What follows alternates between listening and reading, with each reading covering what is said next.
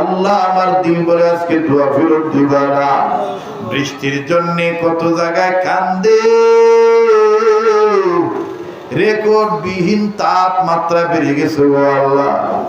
আয় আল্লাহ, তোমার আযাব গজবের আগুনের তাপে আমাদের মাইরো না। তুমি ছাড়া আমাদের কেউ নাই গো আল্লাহ। আল্লাহ মাইরো না, মাইরো না, আযাব গজব দিয়া গুনাহ খাতা মাফ করিয়া কবুল করে নাও না তোমার রহমতের কোলে তুলিয়া।